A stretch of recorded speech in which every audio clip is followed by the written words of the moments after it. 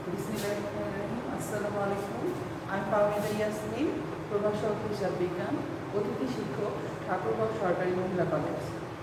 ঠাকুরগাঁও সরকারি মহিলা কলেজ কর্তৃক আয়োজিত ব্যবসায় সংগঠন ব্যবস্থাপনা ক্লাসে, অনলাইন ক্লাসে তোমাদের সবাইকে স্বাগত জানাচ্ছি। আমাদের গত ক্লাসে আমরা ব্যবসার আওতা সম্পর্কে কিছু ধারণা নিয়েছিলাম। আজকে বিস্তারিত জানবো। ব্যবসার আওতা সম্পর্কে বোঝাচ্ছে, ব্যবসার আওতা বলতে বোঝায় যে ব্যবসায়ের সর্বপ্রকার কর্মক্ষেত্রকেই ব্যবসার আওতা বলে। এখন ব্যবসার আওতা শুধুমাত্র পণ্য ক্রয় বিক্রয়ের মধ্যে সীমাবদ্ধ নেই। ব্যবসার আওতা এখন পণ্যদ্রব্য উৎপাদন থেকে চূড়ান্ত ভোক্তার কাছে পৌঁছে দেওয়া পর্যন্ত যাবতীয় সকল কাজই ব্যবসার আওতার মধ্যে অন্তর্ভুক্ত। এর মধ্যে আমাদের ওই একটি সমীকরণ দেওয়া আছে ব্যবসার আওতার। Business summation of business, summation মানে হচ্ছে সমষ্টি, সামেশন অফ আই মানে হলো ইন্ডাস্ট্রি, মানে হচ্ছে শিল্পের সমষ্টি, সামেশন অফ টি মানে টি হচ্ছে ট্রেড, বাণিজ্যের সমষ্টি, আর অ্যাসিস্ট্যান্সি অফ ট্রেড মানে ব্যবসায় সহায়ক সেবার সমষ্টি। তাহলে আমরা বুঝতে পারছি ব্যবসায় সাধারণত শিল্প, বাণিজ্য, প্রত্যক্ষ সেবা সবকিছু মিলাই একটা ব্যবসায়ের সর্বপ্রকার কর্মপ্রচেষ্টা বা কর্মক্ষেত্রকেই বোঝাচ্ছে ব্যবসায়ের আওতা। তাহলে ব্যবসায়ে আমরা সর্বপ্রথম জানতে পেলাম যে শিল্পের সমষ্টি। এখন শিল্প হচ্ছে যে কোনো আমরা প্রাকৃতিক যে কোনো সম্পদ আহরণ করে সেটাকে ব্যবহার উপযোগী করে তোলা, সেটাই হচ্ছে শিল্প। আমরা প্রকৃতি থেকে বিভিন্ন প্রকার জিনিস সংগ্রহ করতে পারি, সেটাকে আমাদের মানুষের ব্যবহার উপযোগী করার জন্য যে প্রক্রিয়া বা মাধ্যম, সেটাই হচ্ছে শিল্প। যেমন শিল্পকে আবার কর্মপ্রচেষ্টার পদ্ধতিতে, কর্মপ্রচেষ্টার মানুষের বিভিন্ন ধরনের শিল্প আছে। এই কর্মপ্রচেষ্টার উপর ভিত্তি করে, বিভিন্নতার উপর ভিত্তি করে শিল্পকে 6টি ভাগে ভাগ করা হয়। যেমন কৃষি শিল্প। কৃষি শিল্প হচ্ছে ধান, পাট, গম, চা, তামাক, এগুলো সবগুলোই আমাদের কৃষি শিল্পের মধ্যে পড়ে। প্রজনন শিল্প হচ্ছে একটি পণ্য তৈরি করা একটি পণ্য, সেখান থেকে আবার নতুন করে অন্য কোনো পণ্য বা ব্যবহার উপযোগী পণ্য তৈরি করাকেই বলা হচ্ছে প্রজনন শিল্প। যেমন হ্যাচারি, নার্সারি, এগুলো সব প্রজনন শিল্পের মধ্যে পড়ে। নিষ্কাশন শিল্প বলছে যেমন খনি থেকে গ্যাস উত্তোলন, কয়লা উত্তোলন, পুকুর বা নদী থেকে মৎস্য উত্তোলন, এগুলো সবই হচ্ছে নিষ্কাশন শিল্প। উৎপাদন শিল্প বলতে আমরা বুঝি কি, এখন আমাদের প্রযুক্তির উন্নয়নের কারণে নতুন অনেক যন্ত্রপাতির মাধ্যমে যদি আমরা কোনো নতুন পণ্য উৎপাদন করে থাকি, সেটাকে বলা হচ্ছে উৎপাদন শিল্প। নির্মাণ শিল্প বলতে এই যে ব্রিজ, কালভার্ট, বিল্ডিং, এগুলো সব কিছু আমাদের করছে নির্মাণ শিল্পে। সেবা পরিবেশক শিল্প বলতে বোঝায় যেমন বিভিন্ন ধরনের পরিবহন বা অন্য কিছু, সেগুলোর মধ্যে হচ্ছে সেবা পরিবেশক শিল্প। তাহলে আমরা বুঝতে পারলাম শিল্প হচ্ছে মানুষের প্রকৃতি থেকে যে প্রাকৃতিক সম্পদ আহরণ করে মানুষের ব্যবহার উপযোগী করে তোলার যাবতীয় চেষ্টাটাই হচ্ছে শিল্প। এখন বাণিজ্য কি? বিনিময় প্রথা সম্পর্কে আমরা এর আগে জেনেছি।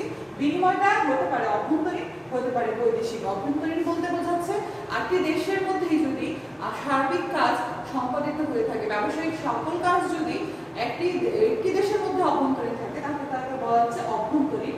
আর বৈদেশিক মানে দুটি দেশের মধ্যে যদি কোনো ব্যবসায়িক কাজ সম্পাদন করা হয়, তাকে বলা হচ্ছে বৈদেশিক বিনিময়।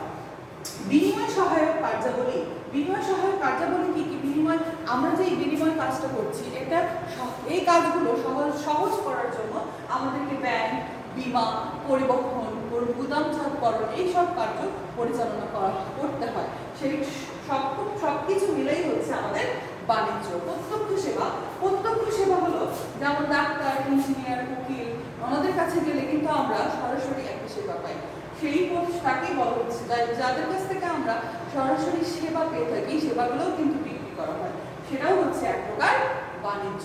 তাহলে আমরা ব্যবসায় বলতে কি বুঝলাম? শিল্প, বাণিজ্য, প্রত্যক্ষ সেবার সকল প্রকার কর্মক্ষেত্রকেই বলা হচ্ছে এক কথায় ব্যবসায় এবং ব্যবসায়ের আওতা। আমাদের ব্যবসায় আওতা সম্পর্কে জানা হলো। এবার আমরা জানবো ব্যবসায় সংগঠনের প্রকারভেদ। ব্যবসা সংগঠন সম্পর্কে আমরা এর আগের ক্লাসে জেনেছি যে ব্যবসা সংগঠনটা কি। এখন আমরা জানবো ব্যবসা সংগঠন আসলে কত প্রকারের হতে পারে। ব্যবসা সংগঠন সাধারণত প্রথমের দিকে আমাদের মাত্র একটি ব্যবসা পরিচালিত করতে হতো, সেটা ছিল এক মালিকানা ব্যবসায়। এটাই সব থেকে বেশি প্রচলিত ছিল, কিন্তু যুগের বিভিন্নতার যুগের তাগিদে আমাদের বিভিন্ন ধরনের ব্যবসা সংগঠন তৈরি করতে হয়েছে। যেমন এক মালিকানা ব্যবসার পরে আসছে অংশীদারি, কোম্পানি, সমবায় সমিতি, ব্যবসায় জোট, রাষ্ট্রীয় ব্যবসায়। এখন এক মালিকানা ব্যবসা হচ্ছে একজন মালিক কর্তৃক পরিচালিত একটি ব্যবসায়, যেখানে লাভ লোকসান সবকিছুই, মূলধন গঠন সবকিছুই তার মালিককেই করতে হয়। সেটা হচ্ছে এক মালিকানা ব্যবসায়, লাভ লোকসান সব মালিকই বহন করবে। অংশীদারি ব্যবসা হচ্ছে যে ব্যবসায় একের অধিক দুইজন থেকে শুরু করতে হবে। তাকে বলা হচ্ছে একের অধিক সব পরিসংখ্যা নিয়ে এখন আমাদের যেই ব্যবসা পরিচালনা করা হয় তাকে বলা হচ্ছে কি অংশীদারি ব্যবসা। কোম্পানি ব্যবসায় হলো যেখানে কতিপয় ব্যক্তি স্বেচ্ছায় একটি ব্যবসায় লাভ লোকসান বন্টনের জন্য ব্যবসায় পরিচালনা করার ক্ষেত্রে নিজেরাই উদ্যোগী হয়ে কোনো কোম্পানি গঠন করে বা ব্যবসায় গঠন করে, তাকে বলা হচ্ছে কোম্পানি ব্যবসায়। কোম্পানি ব্যবসায়গুলোর মধ্যে কোম্পানি সংগঠনের মধ্যে দুইটি ভাগ হচ্ছে, একটি হলো প্রাইভেট কোম্পানি আর একটি হলো পাবলিক কোম্পানি।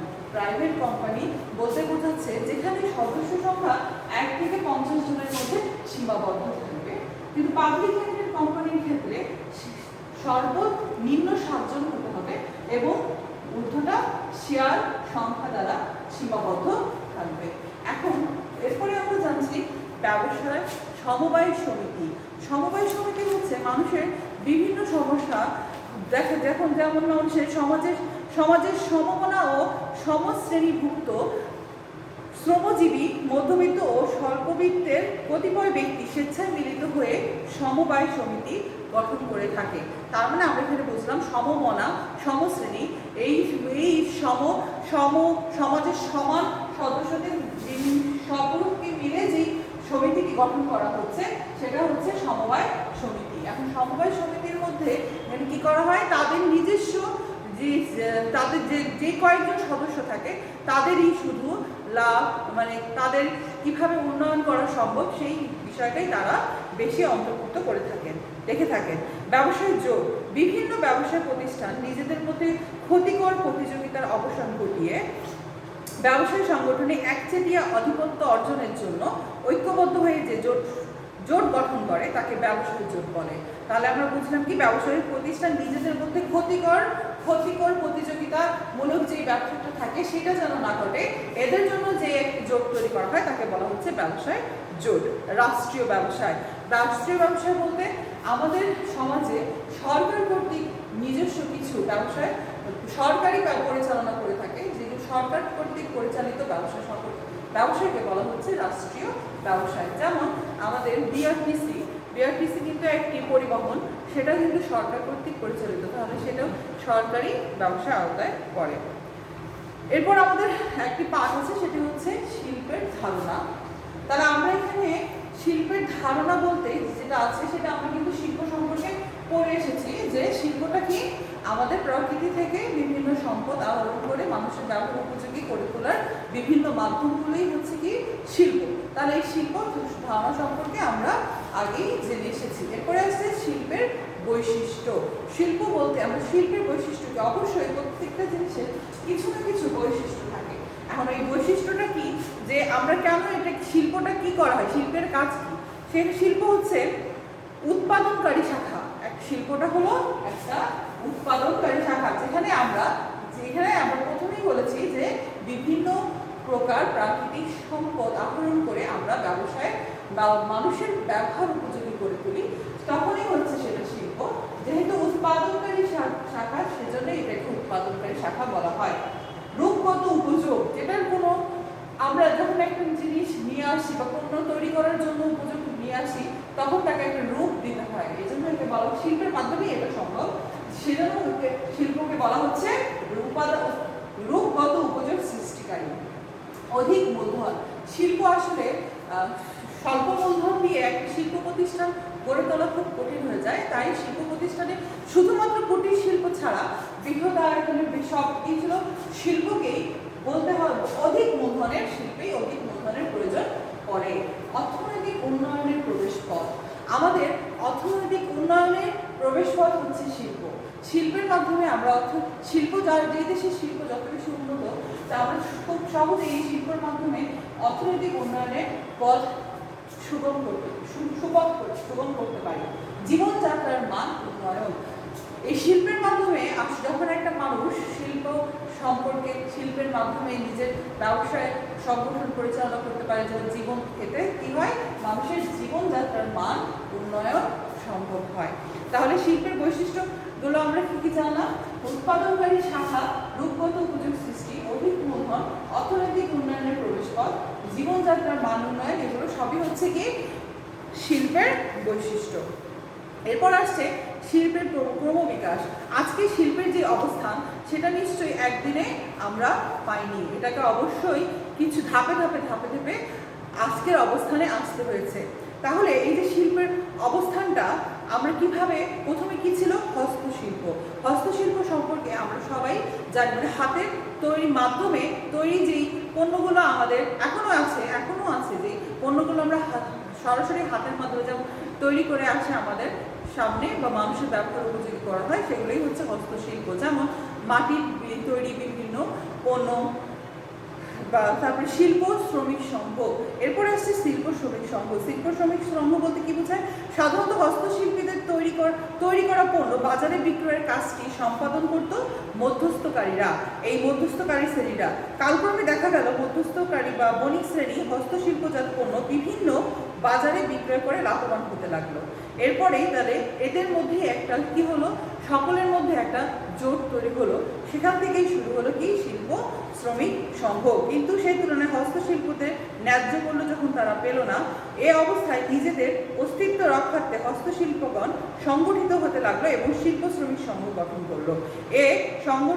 এই সংঘবদ্ধতা হস্তশিল্পদের উৎপাদিত পণ্যের ন্যায্য মূল্য প্রাপ্তি নিশ্চিত করলো এবং বণিক শ্রেণীর শোষণের হাত থেকে বাঁচার পথ দেখিয়ে দিল। তাহলে আমরা হস্তশিল্পরা যখন পণ্য উৎপাদন করলো, তখন তারা ন্যায্য মূল্য না পাওয়ার কারণে তারা কি করলো? শিল্প শ্রমিক সংঘ গঠন করলো। এরপর হলো বণিক সংঘ। বণিক সংঘ সাধারণত পণ্য সামগ্রী ক্রয় বিক্রয়ে নিয়োজিত বণিকরাই বণিক সংঘ গঠন করে থাকে। তার মানে আমরা বুঝলাম কি, সাধারণত পণ্য সামগ্রী ক্রয় বিক্রয় যারা করে থাকেন তারাই বণিক সংঘ গঠন করে থাকেন। কুটির শিল্প। বণিক সংঘের নানাবিধ দৌরাত্ম্যের সাথে পেরে না উঠে শিল্প শ্রমিক সংঘগুলো প্রায় বিলুপ্ত হয়ে গেল। এ পর্যায়ে শিল্প শ্রমিকদের ওপর বণিক শ্রেণীর অধিক নিয়ন্ত্রণ প্রতিষ্ঠিত হলো। বণিক শ্রেণীর চাহিদা মোতাবেক পণ্য সরবরাহের জন্য শিল্প শ্রমিকগণ একটি নির্দিষ্ট ঘরে এসে উৎপাদন কাজ শুরু করলো। প্রথম দিকে এটিকে এক মালিকানা প্রতিষ্ঠান বলা হতো এবং পরে এটাকে যখন এই কুটির শিল্পে দেখা যায় যে কোনো একটা শাড়ি বা পণ্য উৎপাদন করতে কিছু মানুষের প্রয়োজন পড়ে, তখন সেটাকে এটি কিন্তু একটি ঘরের মধ্যে নির্দিষ্ট একটি জায়গায় সীমাবদ্ধ। এরপরে 2-3 করে যখন প্রয়োজনীয় শ্রমিক নেওয়া হলো, তারপর এটাকে বলা হচ্ছে কুটির শিল্প। শিল্প বিপ্লব। শিল্প বিপ্লব সম্পর্কে এর আগেও আমরা পড়েছি। মানুষ দ্বারা পরিচালিত উৎপাদন ব্যবস্থায় যখন চাহিদা অনুযায়ী পণ্য উৎপাদন করতে হিমশিম খেতে লাগলো, ঠিক তখনই ইউরোপে শিল্প বিপ্লবের সূচনা হলো। আচ্ছা, জেমস ওয়াটের বাষ্পীয় ইঞ্জিনের আবিষ্কার এই বিপ্লবের সূচনা করলো। এক পর্যায়ে স্বয়ংক্রিয় মেশিনে দ্রুত গতিতে পণ্য উৎপাদন হতে শুরু করলো এবং আগের তুলনায় অনেক বড় জায়গা নিয়ে শিল্প ও কলকারখানা প্রতিষ্ঠিত হতে লাগলো। তার মানে আমরা এখন দেখছি শিল্পের ক্রমবিকাশে সর্বপ্রথম হস্তশিল্প, এরপর শিল্পের শ্রমিক সংঘ হস্তশিল্পদের যখন তাদের ন্যায্য মূল্য না পেয়ে হস্তশিল্প শ্রমিক সংঘ তারা গঠন করলো। এরপরে বণিক সংঘ তাদের নিজেদের বিকাশের জন্য বণিক সংঘ গঠন করা হলো। তারপর বণিক সংঘ থেকে যখন তারা তাদের নিজস্ব চাহিদা পূরণ করতে পারছে না, তখন তারা কুটির শিল্প তৈরি করলো। কুটির শিল্প তৈরি করার পর যখন মানুষের চাহিদা বেড়ে গেল, তখন দেখা দিল কি শিল্প বিপ্লব। এরপর শিল্প বিপ্লবের পরে যে আজকের বর্তমান যেই ক্রমবিকাশ, সেটা চলে এসেছে কি কম্পিউটার নিয়ন্ত্রণ স্বয়ংক্রিয় উৎপাদন। এখন আমাদের উৎপাদন ব্যবস্থা অনেক ব্যাপক হয়ে গেছে। এটার ব্যাপক হওয়ার কারণটাই হচ্ছে আমাদের উৎপাদন ব্যবস্থা এখন কম্পিউটার দ্বারা নিয়ন্ত্রিত হচ্ছে। সেজন্যই আমরা বলতে পারি শিল্পের আজকের যে বর্তমান ক্রমবিকাশ, সেটা এখন চলে গেছে কম্পিউটার নিয়ন্ত্রণ স্বয়ংক্রিয় উৎপাদনকারী কলকারখানা বা মেশিনের উপরে। তাহলে আমরা এই শিল্পের ক্রমবিকাশটা বুঝতে পারলাম। এরপরে আসবো আমাদের শিল্পের প্রকারভেদ। শিল্পের প্রকারভেদ আমরা একটু আগেই পড়ে এসেছি, যেখানে শিল্পের প্রকারভেদ বলছে কি কৃষি শিল্প, প্রজনন শিল্প, নিষ্কাশন শিল্প, উৎপাদন শিল্প, নির্মাণ শিল্প, সেবা পরিবেশক শিল্প। এই যে এই শিল্পগুলোকে আবার দুই ভাগে ভাগ করা হয়। কিভাবে? সেটা হচ্ছে প্রাথমিক শিল্প আর একটা হলো গৌণ শিল্প। প্রাথমিক শিল্পের মধ্যে আমরা যা যা পাই সেটা হচ্ছে কৃষি শিল্প, প্রজনন শিল্প, নিষ্কাশন শিল্প। গৌণ শিল্পের মধ্যে আসছে উৎপাদন শিল্প, নির্মাণ শিল্প, সেবা পরিবেশক শিল্প। তাহলে আমরা যে কৃষি শিল্প সেটা সম্পর্কে জেনেছি, প্রজনন শিল্প সম্পর্কে জেনেছি, নিষ্কাশন শিল্প সম্পর্কে আমাদের কিছু ধারণা নিয়েছি। এখন উৎপাদন শিল্প বলতে উৎপাদন শিল্পটাকে আমরা বলতে পারি বিশ্লেষণ শিল্প, যৌগিক শিল্প, প্রক্রিয়াজাতকরণ শিল্প, সংযোজন শিল্প, সংযুক্ত শিল্প। তাহলে শিল্পের প্রকারভেদে আমরা শিল্প যখন ব্যবসায় আওতা করেছি, তখনই কিন্তু আমরা শিল্পের প্রকারভেদ জেনে এসেছি যে শিল্পকে কয় ভাগে ভাগ করা যায়। কিন্তু এই ভাগগুলোকে আবার দুইটি পার্ট করা হয়েছে। একটা হলো কি প্রাথমিক শিল্প আর একটা হচ্ছে গৌণ শিল্প। প্রাথমিক শিল্পের মধ্যে পড়ছে কি কৃষি শিল্প, প্রজনন শিল্প, নিষ্কাশন শিল্প। আর গৌণ শিল্পের মধ্যে পড়ছে উৎপাদন শিল্প, নির্মাণ শিল্প এবং সেবা পরিবেশক শিল্প। শিল্পের প্রকারভেদ সম্পর্কে আমাদের জানা হলো। এবার আমরা জানবো শিল্পের গুরুত্ব। তাহলে আমরা যখন শিল্প সম্পর্কে জেনে আসলাম, এর গুরুত্ব সম্পর্কে আমরা বুঝতেই পারছি যে একটা দেশে শিল্পের কতটুকু গুরুত্ব থাকতে পারে। তারপরেও আমরা গুরুত্ব সম্পর্কে একটু জেনে নিই। বলছে সম্পদ আহরণ। আর শিল্পের মাধ্যমে আমরা জানি যে প্রাকৃতিক সম্পদগুলো আহরণ করে মানুষের ব্যবহার উপযোগী করা হয়। তাহলে সম্পদগুলো সঠিক ব্যবহার সম্ভব হচ্ছে কিসের মাধ্যমে? শিল্পের মাধ্যমে। উপযোগ সৃষ্টি, এর আগেও কিন্তু আমরা পড়ে এসেছি যে উপযোগ শিল্পর মাধ্যমে কিন্তু আমরা বিভিন্ন পণ্যের উপযোগের সৃষ্টি করতে পারছি। চাহিদা ও যোগানের সমতা, মানুষের জীবনযাত্রায় মানুষের প্রতিদিনের চাহিদা এবং যোগানের একটা সামঞ্জস্য রাখতে হয়। এটা হচ্ছে সম্ভব রাখা কিভাবে? চাহিদা ও যোগানের যে সামঞ্জস্যটা রাখে, সেটা এই শিল্পের মাধ্যমেই সম্ভব হচ্ছে। কর্মসংস্থান, এই বিভিন্ন শিল্প প্রতিষ্ঠানে বিভিন্নভাবে যে মানুষের কর্মে নিয়োগের প্রচেষ্টা চালানো হয়, যেখানে অনেক বেকার মানুষের কর্মসংস্থানের ব্যবস্থা হয়। মানসম্মত পণ্য ও সেবা সরবরাহ, এই বিভিন্ন শিল্পের মাধ্যমে আমরা মানসম্মত পণ্য পাচ্ছি এবং সেগুলো আমাদের বিভিন্ন রকমের সেবা প্রদান করে আসছে। সম্পদের সদ্ব্যবহার, আমরা প্রকৃতি থেকে বিভিন্ন করে সম্পদ আহরণ করে যেই ব্যবহার উপযোগী পণ্যটা তৈরি করছি, তাহলে অবশ্যই আমাদের সম্পদের সদ্ব্যবহারটা সম্ভব হচ্ছে।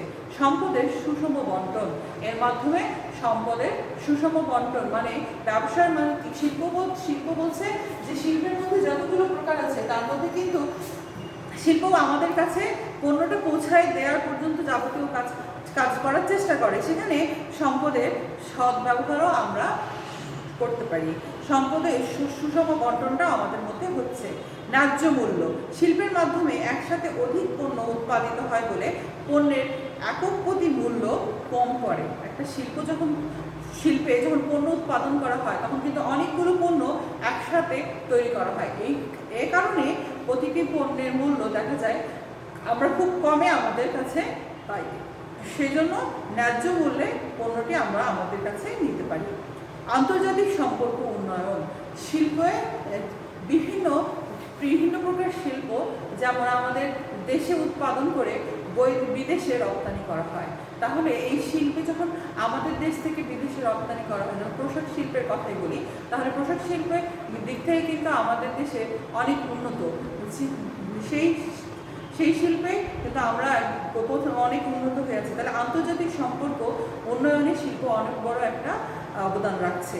জীবনযাত্রা আয় বৃদ্ধি, এর মাধ্যমে কিন্তু এই শিল্পের মাধ্যমে আমাদের আয়ের বৃদ্ধি ঘটে। তাতে করে কি হয়? জীবনযাত্রার মান উন্নয়ন হয়। তাহলে আমরা বুঝলাম শিল্পের গুরুত্ব আমাদের দেশে বা আমাদের জীবনে অনেক অনেক গুরুত্ব বহন করে। এরপরে বলছে বাণিজ্য। বাণিজ্যটা কি? আজকে আমরা শিল্প সম্পর্কে যা আমাদের প্রথম পার্টি ছিল ব্যবসার আওতা। ব্যবসার আওতা থেকে আমাদের শিল্প কি, শিল্পের প্রকারভেদ, তারপর শিল্পের ক্রমবিকাশ এবং শিল্পের গুরুত্ব, এগুলো সবই আমাদের সিলেবাস করতো। এগুলো সম্পর্কে আমরা জানলাম। আর আমরা এখন জানবো বাণিজ্যের ধারণা। আসলে বাণিজ্যটা কি? বাণিজ্য বলতে কি বোঝায়?